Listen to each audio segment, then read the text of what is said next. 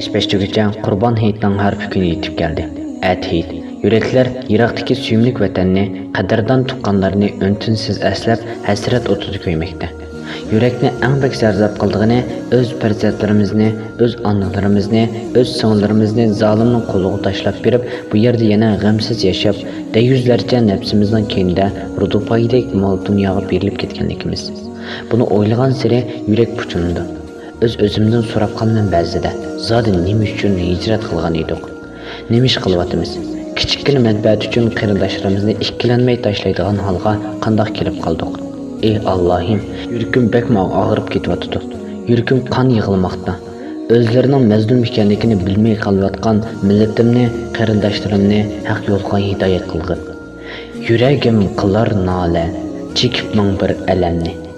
Ko'zimda qolmadi yosh. Yo'qmi chora dardimga? Ümmetim qaldı qul bo'lib, qalbim to'ldi hasrat nadomatga. Mikrofon oldida Muhammed Faruk, avtori Muhammed Faruk.